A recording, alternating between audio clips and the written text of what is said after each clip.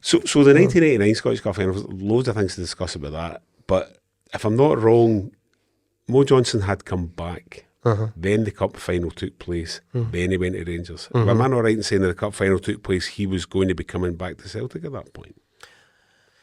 Or maybe just double check the history. Right. I think it was. It was. So you're playing centre forward, and you kind of thinking at that point, well, the week before we played St Mirren, and he was at Celtic. Yeah. Was that posing for pictures? That was the ones he was in at Celtic Park with Karen. He's right. So, and then he came in the team bus to Love Street, and we won 1-0 there. The week before that, I had scored against Hibs. I only got my chance at centre forward though because he'd left, and then we went to Aberdeen 3 or 4 weeks before the season finished, and Andy damaged his eye. He got kicked in the eye, right. So he got taken to hospital and he damaged his eye. So that was him out for the rest of the season. And then I got my chance with Mark McGee up front. And we kind of hit it off because we played with each other at Aberdeen as well. So it was quite comfortable. So Mo Johnston was on the team bus going to Love Street. So as far as you're all concerned, he's coming back. There's not going to be any hitches. This is happening. Obviously, it was days before mobile phones and whatever. Yeah. So when he ended up going to Rangers, did you have any opportunity to speak to him about it? Or he did. He was on our table when we won the cup. Yeah, but I mean after the cup final, we went to the Albany Hotel. There was the annual Players PFA Awards. And Morris was on our table, and we had the cup there as well. And that's where I was a wee bit plastered at the time, and that's where Andy Cameron says, he was trying to quiet me down. He says, "Here, I shut up with you scored yesterday."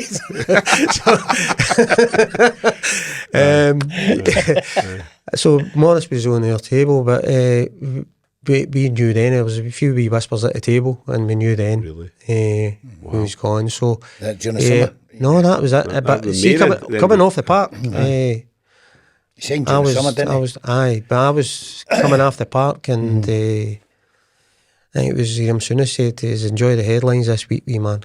We're going to have them next week." He went to Simple Minds concert in France. Stayed at Moses. That's correct. Aye. And there was a wee whisper there, and Jim was saying, "No chance." Jim was saying, "Not a chance." And I'm going, "Don't be so stupid." And there was rumours. Jim had a bet with him, never paid him, obviously, when he lost the bet. But Jim says, "You're not going." He says, money. It was just.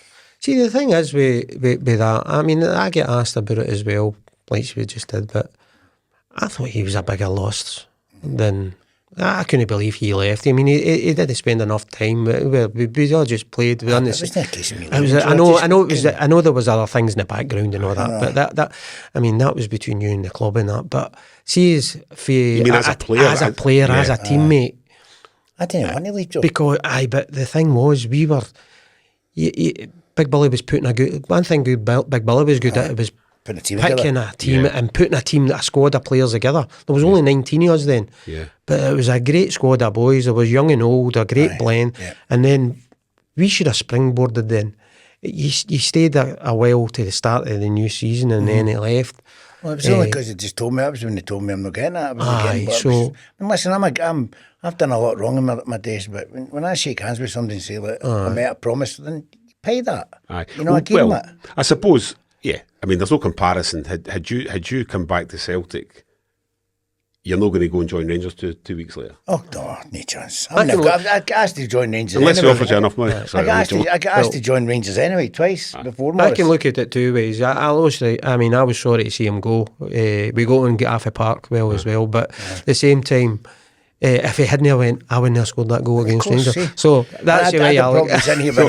He'd have probably scored that. That's really it. But tell you what, that's interesting though. Soon as saying that about enjoy the headlines because we'll have the headlines next week. So that game's going on. Everybody knew what was happening. So, wow. That was another blisteringly hot day, wasn't it?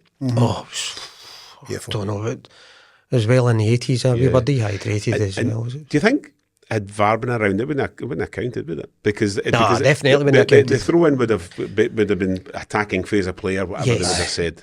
But it led to the goal, so it would have been taken back. But VAR would have took 10 minutes to say no, it's disallowed. But it's Spoiled the game. It was classic Roy Aitken, wasn't it? It was classic Roy Aitken. It was like, I don't care what you're saying, I'm taking this throw-in. I know. Actually, Big Roy, you're more famous for that throw-in than I was for scoring a goal. There was three central characters. There was three central characters of that goal. Because there was yourself, Roy Aitken, and of course Gary Stevens. Aye, that's right. You ever spoke to him after that? Right after that game, we were in myself and Anton. We were all celebrating in the room, and these two guys came in and they were doing the drug test type thing, so we had to give a sample. So the man Markey, I mean, he did a better job than the defenders we were playing against. And they were in the dressing room and we were all celebrating, we were all drinking champagne and everything, singing away and everything. And they follow you everywhere. You've got to go up to this room and try and give a sample, So myself and the two numbers that was picked out was 3 and 9, so that was me and Anton. So because I'm on Anton's shoulders, and we're walking up the corridor and we're singing away and everything like that. And then Rogie kicks the door in and we walks in and there's 3 and 9 for Rangers, which was Gary Stevens and Kevin Drinkle. So Gary was sitting with his hands in his head like that, and Rogie, cheer up, Gary, he says, that's the best pass he's had all season.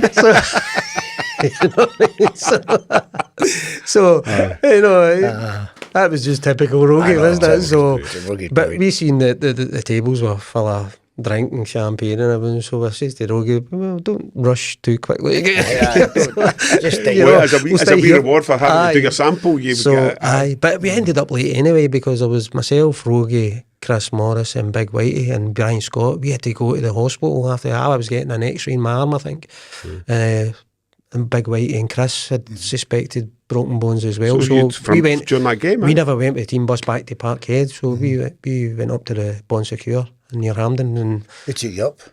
Oh, we went up in a limousine. That was the thing. There was a big stretch. Some stretch limousine was waiting outside for us as well. I broke my arm. When we were going up the road and I put the roof open and but we went out at the Rangers end. So we were trying to get the roof shut. All the scars and bottles are all coming towards us. But it was a great day. But there was a couple of talk about Gary Stevens when I came back for Celtic. I phoned him and I said, he thought, welcome when you coming back to Scottish football. He thought it was going to Thistle. And I phoned him and says, I'm just saying for Celtic. He went, what? So they were all meeting. There was a big crowd meeting in Buzzy Wells, was it? Rangers had a night out, and me and you were going into Buzzy Wells. So me and Buzzy Wells, so I went down Coyshire, I'll come back and all that. He says, Joe's at the bar. So I walked out of the bar, and he's leaning in the bar, and Gary Stevens leaning over him. And I walked down and I says, Gary, you get that close to him in the cup final, he wouldn't have scored. Well, that was it. Coyshire like, welcome back. At the banter, no, it was great.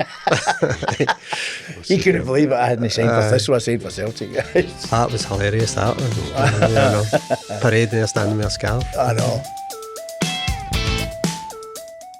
Now it's time for a shout out to our sponsors, Glenwood, and they are helping provide a fantastic prize, and there's still time to enter this. The closing date is April the 17th, which is next week. If you want a chance to play against Frank McAvennie and myself over the wonderful Queen's Course at Glen Eagles. Wonderful course. Fantastic course. And you and a pal can play, Frank and myself, and maybe beat us. Highly unlikely. Highly unlikely, because I'll mark the card. Yeah, Frank will mark the card, that's it. All the details of how to enter the competition are on our socials and pinned up at the top of Instagram. And you can also follow Glenwood and LinkedIn as well, and you'll see all the details there for how to get a chance to win this fantastic once-in-a-lifetime opportunity.